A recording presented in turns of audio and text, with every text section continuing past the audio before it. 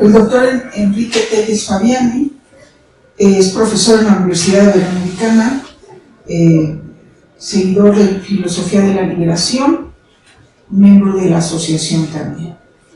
Bueno, él va a presentar el momento cínico en la crítica del eurocentrismo. Adelante. Vale, gracias. Quizá menos tiempo, ya estamos un poco ensimismados de tiempo, entonces prácticamente les voy a platicar el tema, de qué se trata. No haré una exposición puntual del asunto, porque si no, sí sería un poco más difícil estar con el tiempo, ¿no? Entonces, bien, el título, empezaré explicando el título. El momento cínico, con S, cuidado con cómo pronunciamos la S y la C, que es prácticamente igual en nuestro castellano, pero me refiero al momento que tiene que ver con China, ¿sí? Espero que se entienda esto. Ese momento es el tercer momento de tres, que al menos yo he categorizado en términos de una crítica al eurocentrismo, ¿sí? Entonces, ¿de qué se trata? La cuestión es, primero, pensar simplemente lo que llevamos ahorita de este seminario. Se habrán dado cuenta de que hay una inquietud, y también es la mía, por pensar este eurocentrismo de muchas maneras. Entonces, yo lo pienso, digamos, de la manera más clásica, ¿no? Yendo directamente al concepto de eurocentrismo de Samir Amin, en donde él trata de pensar desde el marxismo que él profesaba, que el eurocentrismo era básicamente un prejuicio, ¿sí? No había nada de objetivo en eso, era un prejuicio en donde un pueblo simplemente creía autoproclamadamente, o se autoproclamaba como el centro, como el punto de fuga desde el cual se evalúan todas las demás culturas, ¿sí? No importa el contenido, digamos, o el criterio de evaluación, simplemente había esta especie de superioridad, que es lo que finalmente importa, ¿no? Pero bueno, ese eurocentrismo, se lo ve bien, que se da en los años 80 aproximadamente, no es nuevo en nuestra historia latinoamericana. De una u otra manera, muchos actores políticos, ¿no? Han hablado de esto, han tenido esa preocupación de alguna manera, inclusive a mitad de la guerra, como Bolívar, ¿no? Que se preguntaba si éramos como los de allá, como los de acá, etcétera, etcétera, ¿no? Entonces es algo que siempre ha estado presente, digamos, en la historia latinoamericana. Bien, la cuestión es que entonces ese eurocentrismo que finalmente retomó alguien como Dussel, yo lo trato de sistematizar de alguna manera que me ayude a responder a algunas inquietudes. El primer momento de ese eurocentrismo viene con el momento helénico, ¿sí? El helenocentrismo. Es muy curioso, pero la última vez que estuvimos en este seminario, yo toqué el tema de la Universidad de Coimbra y la escuela que ellos dejan, si no mal recuerdan algunos. Sí, y ahí yo decía que justamente en primera, pues Coimbra no era muy conocido, no estaba como en nuestro mapa mental de nada, ¿no? A pesar de que ahí editaron por primera vez toda la obra de Aristóteles, ¿no? Es un proyecto de jesuitas, editan a todo Aristóteles en un momento en que además se leía a través de los árabes, y ellos lo hicieron buscando los códices griegos que quedaban, algunos no están completos ni nada, pero lo hicieron y además abonaron un poquito en la cuestión pedagógica, ¿no? Al poner glosas al margen de los libros y demás, ¿no?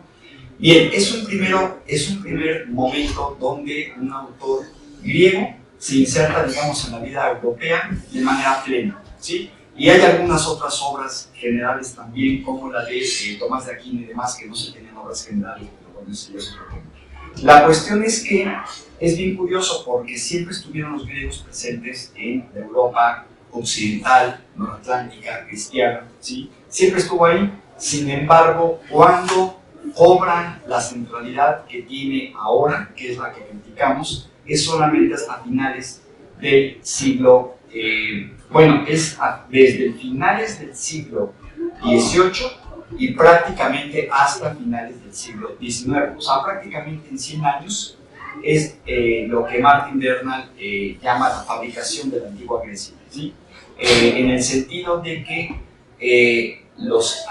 empezaron los intelectuales alemanes, sobre todo, empezaron a retomar esta especie de modelo de cultura y les empezó a disgustar un poco el modelo semita y se concentraron más en el modelo griego, ¿sí? En pocas palabras, eso es más o menos lo que argumenta Martin Bernal, desde luego con mucho detalle. Es una obra de 3 volúmenes, ¿no? Desde la arqueología, la lingüística y demás, y es muy completo, ¿no? Su estudio. Pero bueno, sin menoscabar, sin tratar de ser un reduccionista, por ahí va más o menos el asunto. El ver, el rastrear, vamos cómo se va cambiando de referencia de un modelo a otro, ¿sí? Bien, el etnocentrismo, desde ahí, digamos, desde muy cercana a la conquista hasta prácticamente ahora está ahí presente, ¿no? Ese es el primer momento, y si lo ven bien, los momentos de los que yo hablo no son cronológicos, no siempre están ahí, pero en algún momento, digamos, se impulsa y eso hace que toda la cultura se centre ahí en esto, ¿no? La cultura europea sobre todo. El segundo momento es el momento orientalista, y es bien curioso, pero aquí los estudios, digamos, que más tomamos en cuenta para retomar, para recuperar este orientalismo del que hablamos, generalmente es Edward Said, que más bien tiene estudios de los años 70 aproximadamente, que es cuando habla de este modelo, digamos, orientalista. Pero es muy curioso porque al modelo contrario, eurocéntrico, ¿sí? Que se autoproclama, que es una autoafirmación, el modelo orientalista o este momento orientalista no es una autoproclamación, ¿sí? No es una autoafirmación cultural, sino más bien es un atributo que desde el eurocentrismo se le da al mundo oriental, ¿sí? Y él se refiere básicamente al mundo oriental del Medio Oriente, ¿de acuerdo? Entonces, es muy curioso porque por eso dice justamente es una visión romántica del Oriente, ¿no? Pero nada más, no tiene nada que ver con Oriente, ¿no? Y entonces por eso los trabajos que él hace es también una crítica al eurocentrismo, y por eso le pongo yo que es el segundo momento, ¿sí? El que más me interesa es este tercero. ¿Por qué? Porque en estos dos momentos primeros en realidad son críticas o son momentos, por decirlo de esta manera, que no hacen una crítica a fondo del eurocentrismo, más bien lo autoafirman, ¿sí? Y con ello lo que tenemos es una visión en América Latina del eurocentrismo que es tal, es decir, es planetario, digamos, ¿no? Esta visión desde el siglo XVI hasta prácticamente nuestros días, ¿no? Entonces, esto sería como la primera crítica. Estos dos momentos serían como la primera crítica del eurocentrismo. Entonces, la segunda crítica, o esta crítica, digamos, que quiero proponer, tiene que ver con el momento 5, ¿sí? Con este. ¿En qué consiste? Bueno, pues justamente en volver a poner las cosas en orden. Entre paréntesis, les recuerdo que mi inquietud no es tanto temática, no es tanto llenar de más datos lo que ya conocemos, sino más bien es una reconfiguración categorial, en este caso histórica, ¿no? Entonces, cierro el paréntesis, pero precisamente por eso me llama mucho la atención la segunda crítica, porque la primera sitúa, insisto, a Europa como centro del mundo desde 1492 hasta nuestros días. Sin embargo, esta segunda crítica, en este momento 5, que sería el tercero de estos tres que estoy enumerando, lo que hace ver es que en realidad Europa no abarca los últimos 500 años, sino en todo caso los últimos 200. ¿Por qué? Porque los primeros 300 años, desde 1492 hasta más o menos 1800, hasta esa vuelta de siglo, más bien China era la nación más importante en ese momento. ¿Por qué no lo vemos o por qué no es fácil verlo? Pues porque nosotros, desde nuestra perspectiva, desde nuestra ubicación cultural, ¿no? Pues estamos totalmente unidos encubiertos, vamos, nosotros somos los encubiertos de ese proyecto civilizatorio que encubrió a toda nuestra cultura. Entonces, en ese sentido, se nos ha ido la vida siempre con problemas transatlánticos, ¿no? Es decir, problema América-Europa, ¿sí?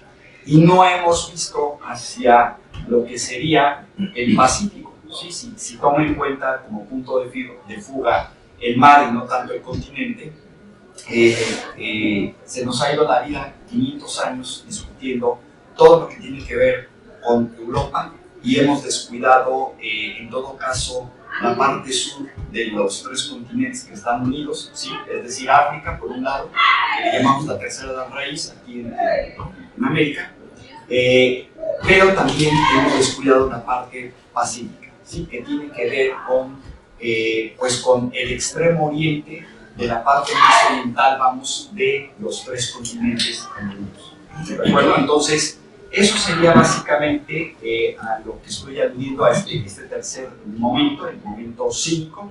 Y para ir cerrando, para no tardarme demasiado más, solo piensen que prácticamente cuando Dussel habla de comprensión del mundo y habla más de que quienes lo cambiaron fueron los españoles más que los portugueses, a pesar de que estos tienen navegaciones casi desde 100 años antes hacia África, de hecho, ¿no?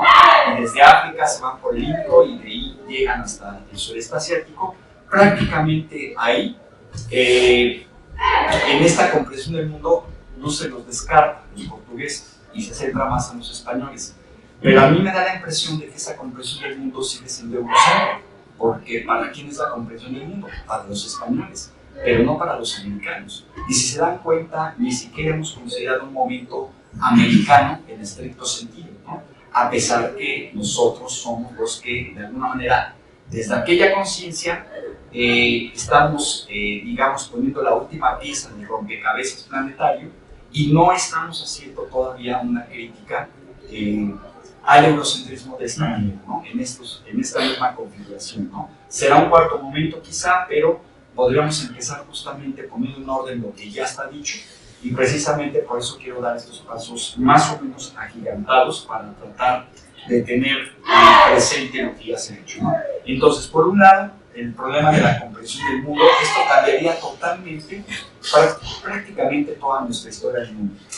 Por otro lado, la cuestión de los sistemas interregionales, que también es una cuestión que había que retomar, porque generalmente estos sistemas interregionales, como los menciona Dussel, son en tierra, no son en mar, ¿no? Entonces, prácticamente nuestra modernidad, la modernidad temprana de la que hemos estado hablando, se da por mar y no tanto por tierra, ¿no? Entonces, esto es importante y no solo conecta Europa, África y América, sino que también y casi de manera simultánea conecta el Pacífico, ¿no?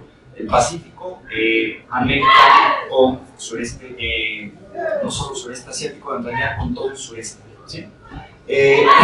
Y otro punto es, bueno, si esto va por buen camino, ¿cuál sería entonces el punto de vista? Es decir, la perspectiva, o en otras palabras, lo que me estoy tratando de preguntar con esto es, ¿cuál sería en realidad la perspectiva que podríamos tomar, o todavía en otras palabras, seguiríamos hablando desde algún etnocentrismo? Parece inevitable, ¿no?, que de alguna manera tomemos algún tipo de etnocentrismo, ¿sí? Sin embargo, sí habría que tener la perspectiva completa, ¿no? Me parece a mí, para hablar en términos de una política mundial. Creo que tú se avanzó mucho en esto, muchísimo, y nos tocaría en todo caso hacer una crítica más decidida para que tengan idea de lo que estoy hablando. Hace poco, esto es una anécdota ya, ¿no? Hace poco escuché una entrevista financiera totalmente, me topé con ella y la terminé de escuchar, eran como 20 minutos, fue mera casualidad, pero me llamó la atención porque hablaban de México y era la entrevistadora norteamericana de un noticiero financiero y la entrevistada era una ejecutiva de una empresa china de coches, BID, ¿no? BID, ya hay algunos ahí circulando en México. Y me llamaba la atención que le decía a la entrevistadora, bueno, no están interesados en Estados Unidos, en el mercado norteamericano, y la china le decía, no, para nada, ¿no? Y ella se sorprendía y decía, ¿cómo? Si todo el mundo quiere venir a Estados Unidos a invertir, ¿no? Y la china le decía, bueno, nosotros no nos interesa más bien, ¿no? Entonces le cambió la jugada a la China. Y ahí se hablaba de México porque, así como Tesla anunció hace relativamente poco que iba a poner una planta norteamericana, no está de más decirlo, pues viene China y también va a poner una planta, está pensando poner una planta aquí, pero la pone en México, bueno, por las buenas condiciones del país, también hay que decirlo, pero no quería meterse al mercado norteamericano, y eso es algo que no comprendía la entrevistadora, porque decía es muy complicado el mercado norteamericano. ¿En qué consiste lo complicado? En que hagan de política para vender coches, ¿no? Así, ¿no? Entonces dije, ya entendí, ¿no? Claro, ellos eliminan lo político y se van, y le estaba dando toda una cátedra de mercado libre, ¿no? De libre mercado a la norteamericana, ¿no? Que todavía no había descubierto el libre mercado para, realmente para tener esta idea medio anarquista, digamos, de los primeros neoliberales y demás, ¿no? Entonces es muy curioso, ¿no? Porque así con esa extrañeza, yo decía, miren qué cosa, ¿no? Por eso es el extremo oriente lo más extraño para el extremo occidente, que es Europa, ¿no? Y sigue siendo, después de 500 años, sumamente extraño, ¿no?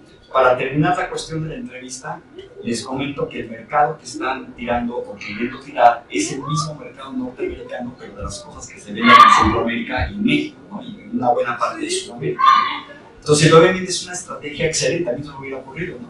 Pero se le ocurre a los chinos, ¿no? Que llevan 700 años haciendo exactamente lo mismo. Y esto me remite justamente a la conclusión. Estamos tan clavados viendo las cosas todavía desde Europa, llevamos 500 años haciendo lo mismo, ¿no?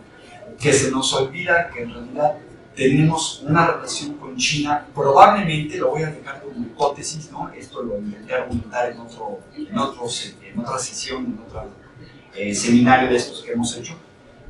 Probablemente tenemos el contacto desde mucho tiempo atrás, un poco más de 500 años, y eso hablaría de que pues ya tenemos más digamos, de contacto de China por el Pacífico, más que esta visión concentrada, obsesionada con el Atlántico, ¿no? Entonces, pues ahí está el cambio del mundo, ¿no? Ahí está nuestro cambio de perspectiva, ¿no? Me parece muy saludable pensarlo, aunque solo sea una hipótesis, porque creo que hay muchas sorpresas todavía a nivel histórico. Piensen que todavía Obama, el expresidente norteamericano, descubría a China cuando decía que podían tener problemas comerciales en unos años. Esto lo dijo cuando era presidente. Vean cómo está el asunto. La guerra de la OTAN, perdón, con Rusia, pues tiene como último horizonte problemático China, no Rusia, desde luego. Y vean ahorita lo que está pasando. Él mismo, hablando de coches, Elon Musk, el dueño de Tesla, decía que si se mete los chinos a la industria del coche eléctrico, estos bits que les mencionaba son eléctricos, si se mete China al coche eléctrico en América, va a tumbar a Tesla, ¿no? Lo decía el dueño de Tesla. Entonces, bueno, eso nada más para que lo tomemos en cuenta, ¿no? Y yo creo que lo dejaría ahí por si hay algún inquietud, pues ya podemos ver. ¿Sale? Gracias.